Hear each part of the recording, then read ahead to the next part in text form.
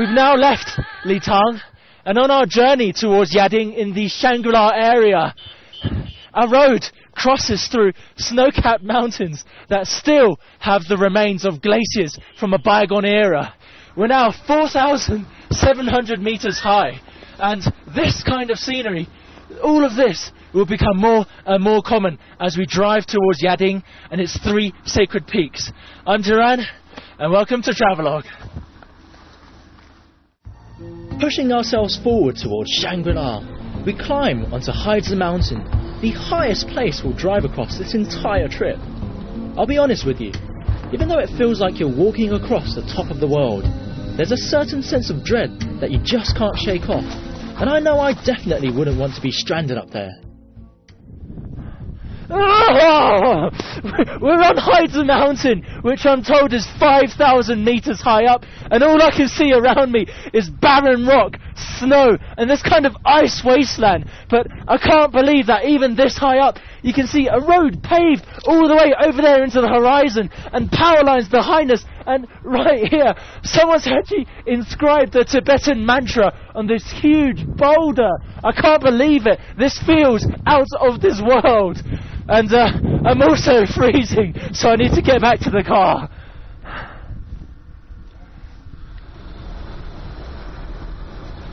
The road to Yading gets pretty dangerous. When you're this high up, the weather can change so drastically that within minutes, visibility can drop to absolute zero.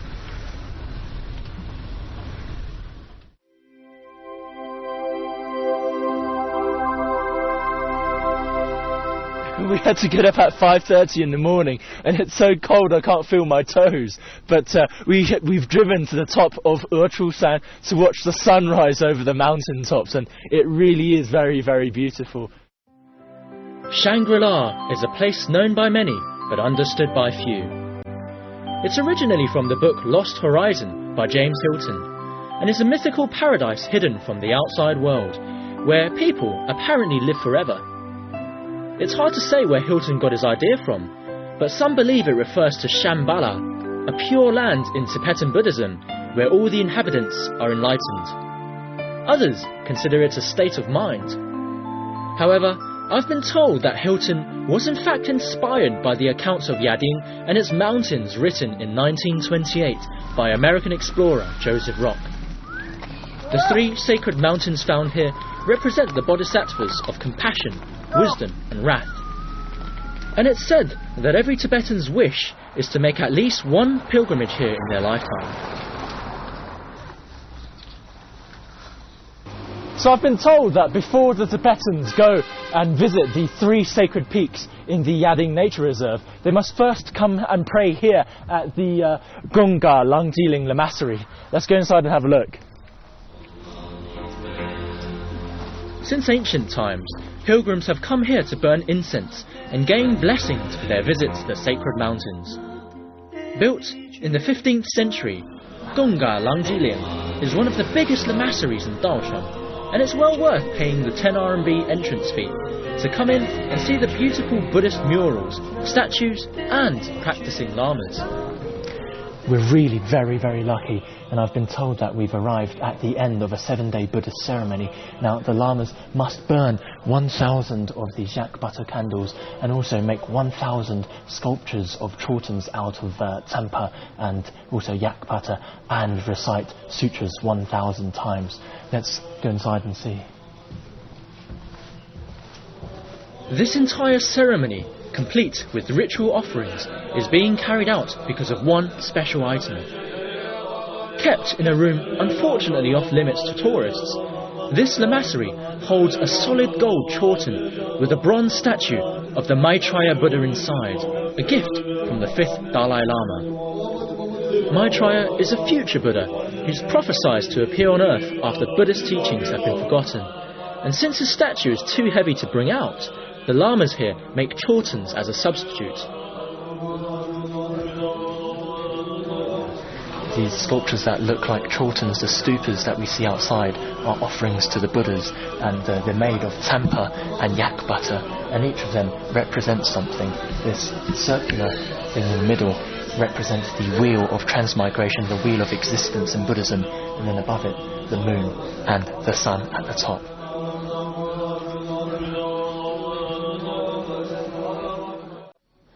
I have been really looking forward to seeing one of these. This is a Bhava Chakra, and it depicts the wheel of transmigration, the wheel of existence in Buddhism.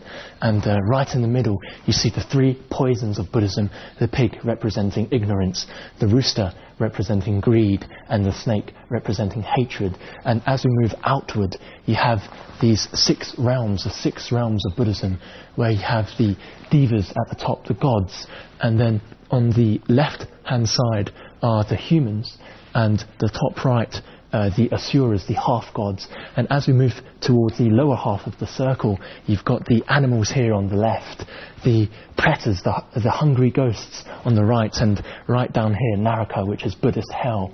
And as we move even further out, this outer section has 12 sections, and these 12 sections represent the 12 sins, the 12 causalities that cause us to remain in this never-ending cycle of life and death.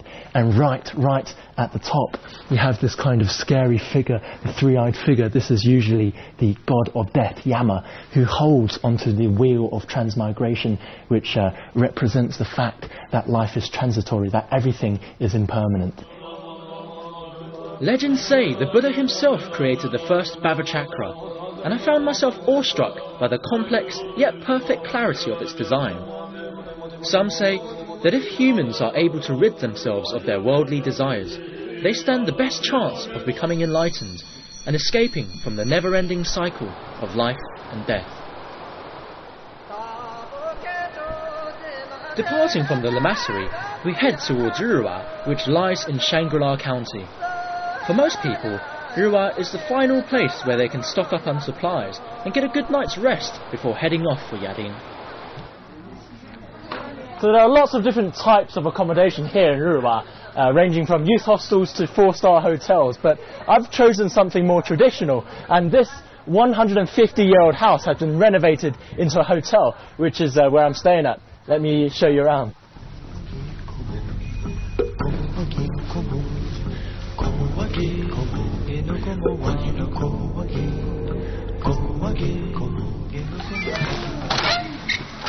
Alright guys, come inside. This is my room. Everything here is original except for the furniture. They're all new, and I've got all the mod cons. I've got a flat screen TV. Let's go check out my shower.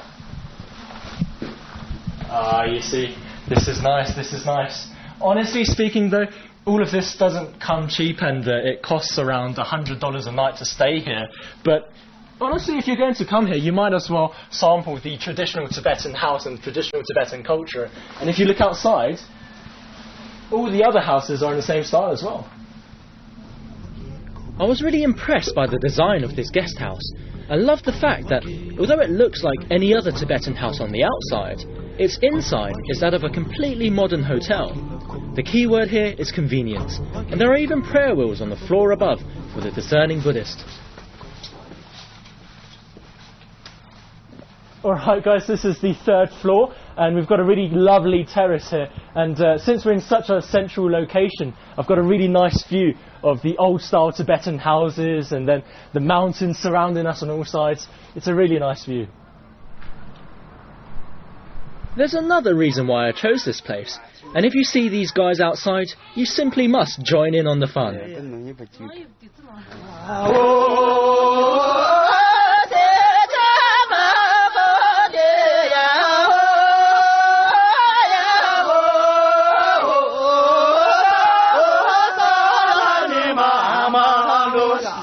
This is the local dance, and they do this whenever they have a bit of spare time, but I don't think I'm very good at this.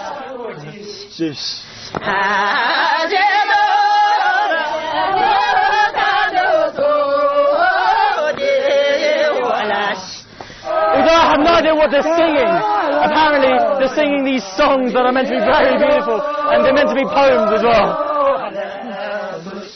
You'll often see guests and locals dancing outside, as it's one of the best ways to get a taste of everyday Tibetan life.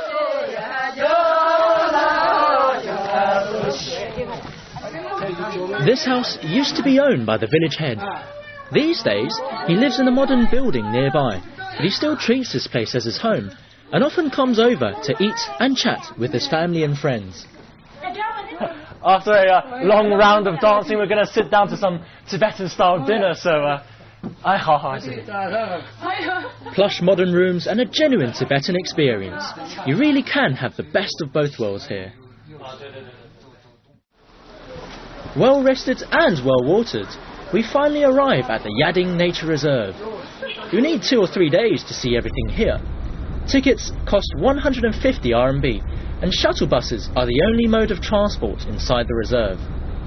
I'd wanted for so long to see Yading Sacred Peaks, but with the weather here so unpredictable, it seemed like the clouds would prevent us from seeing anything at all. Sorry guys, I'm a little emotional right now because we drove through the clouds, and as we drove, the clouds parted and we suddenly saw the face of Xiannai Ri, the incarnation of the Bodhisattva, Avalokiteshvara, the Bodhisattva of compassion, and we just saw it for an instant and... Sorry.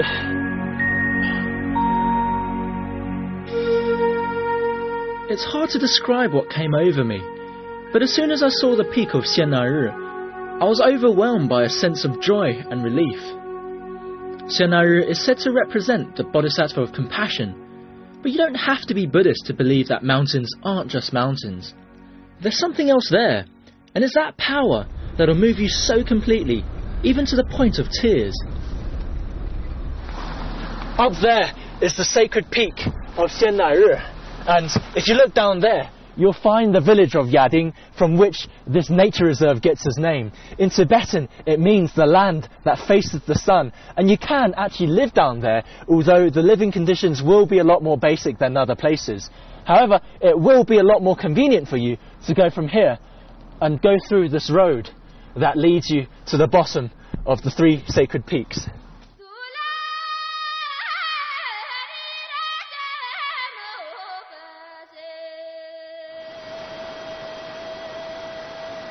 We're at Longlongba, which lies at the entrance of the Yading Nature Reserve. We've just gotten off that huge kind of shuttle bus, and now we have to make the rest of the way by horse. Or if you can walk up there as well, but I don't think my body's up for it.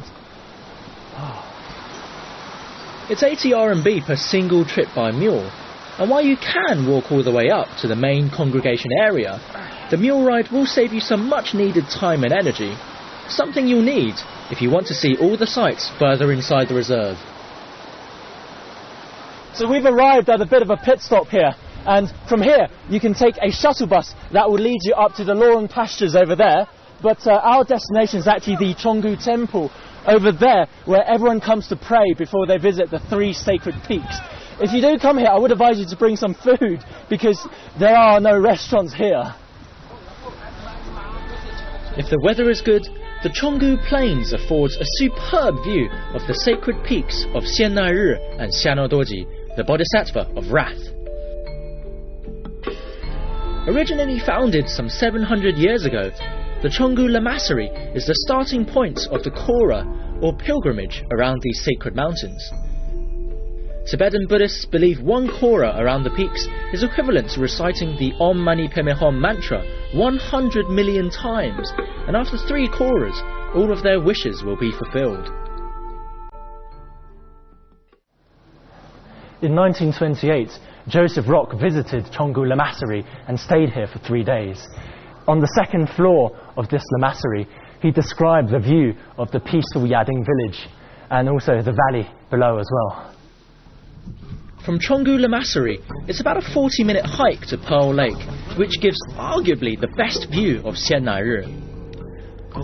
This peak is said to be the incarnation of Avalokiteshvara, otherwise known as Guanyin, the Bodhisattva of compassion, and also the patron deity of Tibetans.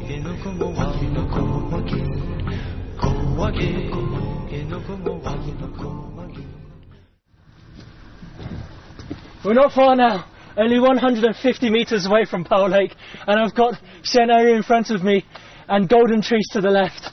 This is brilliant.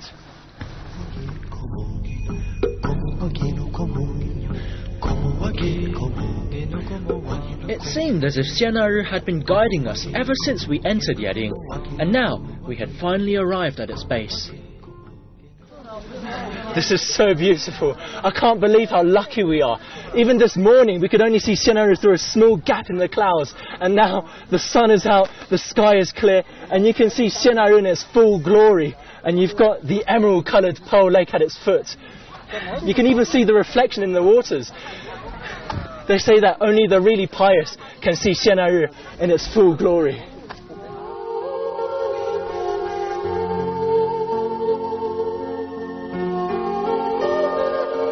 It'd been snowing heavily for the 2 days before we arrived, so you can imagine how lucky we were to see Xianaru so clearly. There's a saying for Xianaru that goes, "Only visit me when my body is white, and should my body turn to black, visit me no more." A strong reminder that these kinds of places can only exist with proper conservation. It's our second day here, and the weather seems to have improved as the sacred peaks revealed themselves in the morning.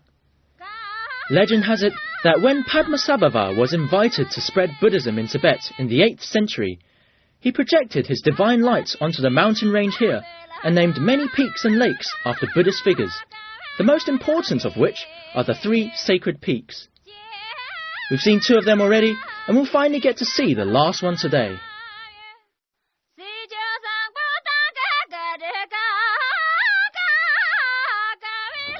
Alright guys, our shuttle bus is here. Let's go to the Lorong pastures. 哎呀，我坐这儿了啊。哎，好，呀，走。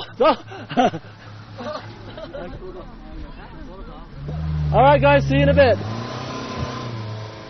Our destination today is the Milk Lake.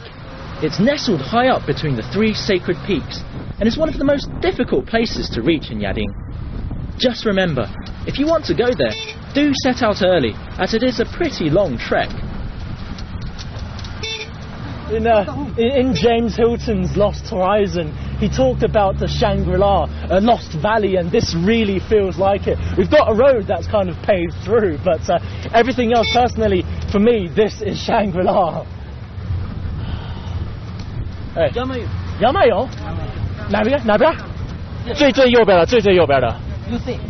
就刚出来的，刚先说，guys, that's Yangmayong. This is the first time we've seen the sacred peak of Yangmayong.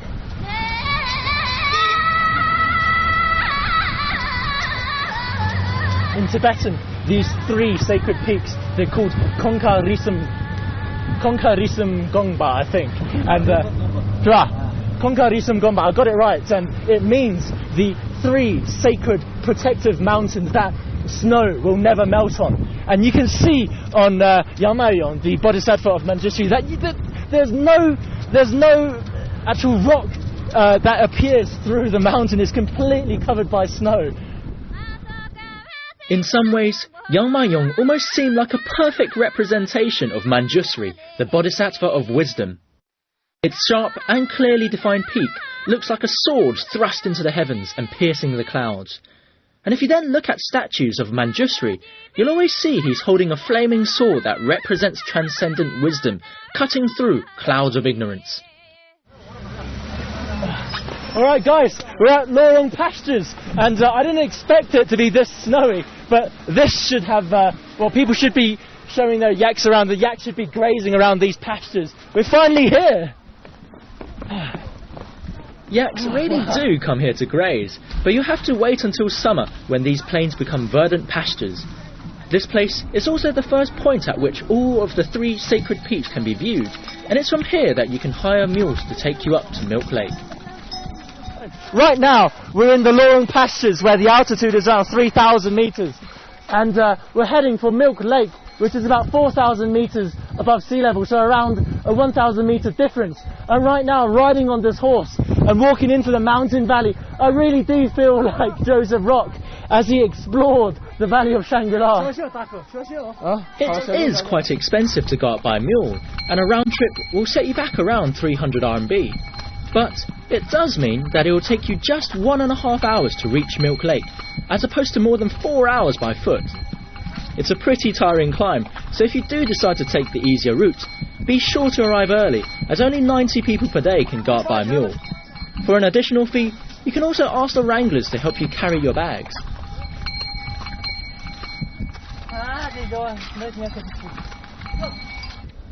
So like I said earlier, this road really isn't very easy to go up, and we've had to get off our horses because bloody hell! Because the horses can't carry us over this stretch of muddy water. As you climb up, the trail becomes tougher and tougher. Our path basically takes us across muddy plains, over exposed boulders, and then onto slippery rock surfaces that we had to clamber over. Here, a 10-minute mule ride is basically equivalent to half an hour of walking. Oh my god. I don't think we're even well, we're probably 3/4 of the way there, but this place is absolutely gorgeous. I'm sweating like a pig, and my head is really throbbing. My heart feels like it's in my mouth. But just look around you, man, just look around you. Have you ever seen something like this? I've never climbed a path as beautiful as this, and it felt like we were exploring an unknown part of the Himalayas. The way up to Milk Lake is not easy, but nothing beats the feeling of finally reaching the top after such a tiring trek.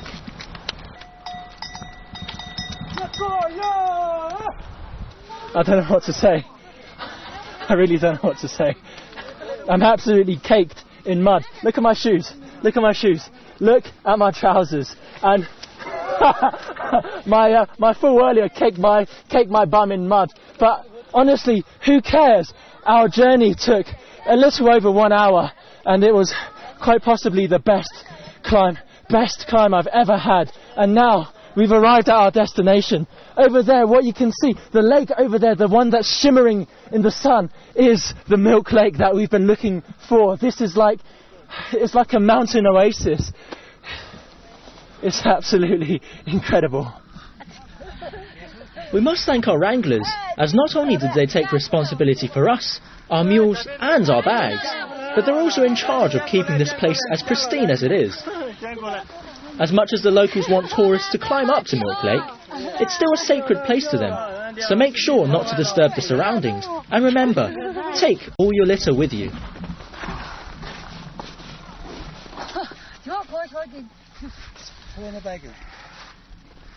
We're nestled in between the Konka Risam-Gomba, the 3 sacred peaks, and behind me, this is the sacred peak of Shenaru. Over there, the sacred peak of Shenadoji, and over there, the sacred peak of Yangmayo. And right in front of me here is the sacred lake of Milk Lake. This feels like a mountain oasis.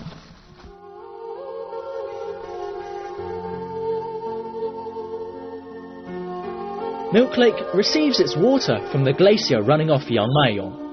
It gets its name from the reflections of snow-capped peaks on its surface, which turn the edges of the lake milky white.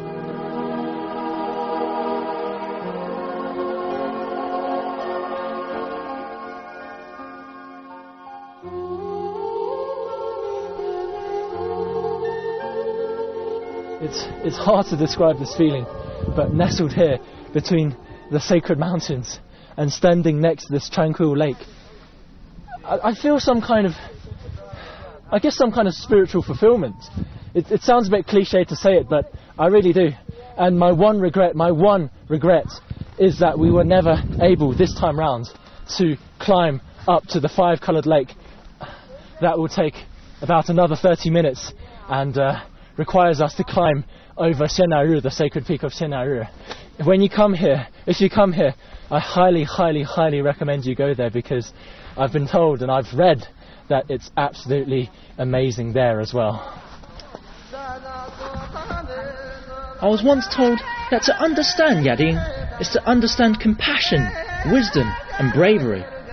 Although I can hardly say I've come away as a new person, this place has definitely moved and inspired me. Perhaps it's the sheer magnificence of nature, or maybe it's something a lot more spiritual. But here in Yading, you definitely come away with your soul cleansed. After so long, after walking for so much, I feel I have finally found my Shangri-La. Standing here with the wind blowing against my face and the sun setting over the horizon, I feel that this is really my Shangri-La. I'm Taran, and we'll see you next time on Travelogue.